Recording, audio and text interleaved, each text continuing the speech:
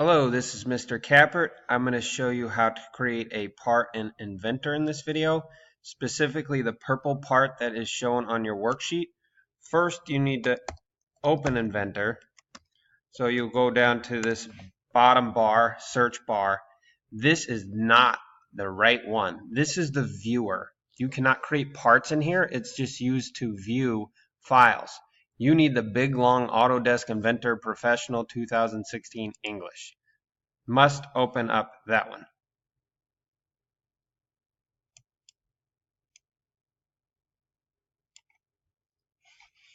And then you're going to have to go through a bunch of stuff this first time you go through Inventor. It's going to take longer to load than usual, and it's going to ask you a bunch of questions.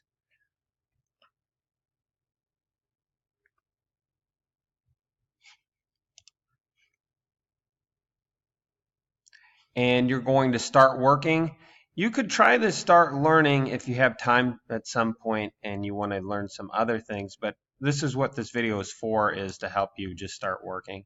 So like any program, there's multiple ways to do things. So you can create a part clicking on this.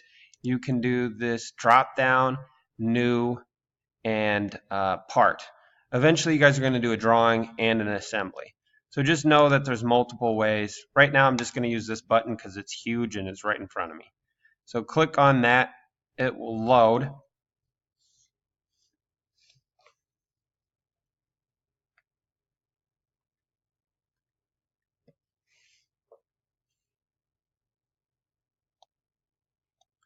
Now, in Inventor, you always start with a 2D sketch and then you make it 3D. So start with a 2D sketch.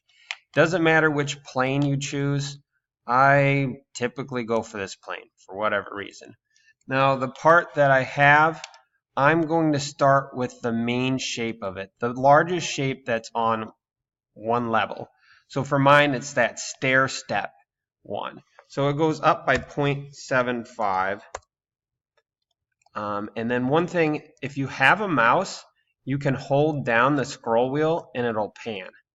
So that's how I did that. If you want to pan another way, if you don't have a mouse, you'll have to use this tool over here. This hand is pan to go like that. So I would highly recommend using a mouse if it's available. So you're going to go back to sketch here. And then with my part, it is like a stair step, so it goes over 0.75. And see, it just snaps to a 90 degrees. So you wait till it snaps. I let go of my mouse. 0.75 is what I type in. It snaps to the right. So if you're like this, you don't want to hit 0.75 and enter. You want to put it here and then put 0.75, enter. 0.75, enter. And then if it is more than one block, like this is 3 blocks down, you can have it do the math. You can do it 3 times 0.75 and it'll do it for you. And this would close off, but once again, you could do 3 times 0.75.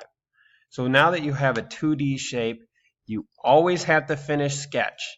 This is something a lot of people forget, and I forget too. Hit finish sketch. And then you're going to extrude this, which means kind of pull out at you. And you want to pull out, it's already selected, that's why it's gray. If it's not gray, you'll click on it and it'll select it. If nothing happens, you can't select it, that means you haven't closed the profile. So go back in, make sure you closed it. So remember our blocks are 3/4 of an inch, so 0.75, enter.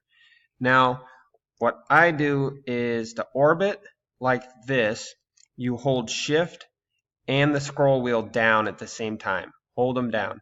If you don't have a mouse, then you'll have to use this orbit tool to do that. A little bit more difficult, but it does work. So now I have one more part on here, which is, I believe, a part that comes out right here. So anytime you have something that's 3D, you start with a 2D sketch. It is on this surface, so I'm going to choose this face as my plane. And remember, if you don't have a mouse, you're going to have to use these buttons to do what I'm doing right now. I'm holding down the scroll wheel to pan. You'd have to use this hand again. All right, so what I want to do is sketch this part onto here. Yes, you have to draw, I'll show you in a minute, 0.75. See, if it snapped this way, if I would have put 0.75 right there, it would have messed up.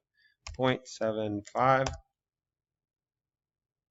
Now you may think this is closed off. This is on a different layer, so you do have to draw this right here. It looks like it's there, but it's really not. You would know that you messed this up because there would be nothing to extrude. So it's already at 0.75 because it just does what happened the last time you did this. Hit enter. Last thing is to color this in. First click it like that. Actually, go like this. And it's gray. And then you can change this to the color that you want. Where's purple? Oh, I can't remember. I think I made it kind of darker than this. Something like that. It's a purplish. Hit this check or hit enter. And you're done with this part. What you want to do is hit the save button. With a PC, the save button's always this disk. You guys aren't old enough, but this is what I used to put in a computer rather than a flash or a CD. Those hadn't been in use yet, unless you had a very expensive computer.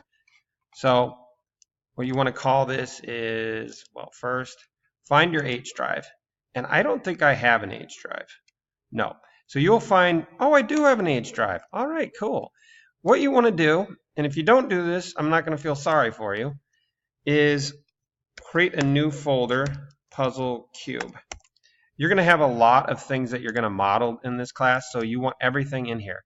If you do not give this a name that makes sense, it's going to become very difficult towards the ends of this class to find your work. So you want to give it a name that makes sense. Puzzle part. Save. And so you're done with this. Well, you're going to move on to the next one, and you'll do the same thing. You'll do new, and you'll do a new part, and continue from there. Let me know if you have any more questions, but if it's answered in the video, I probably won't help you with those. I'm going to help you more troubleshoot.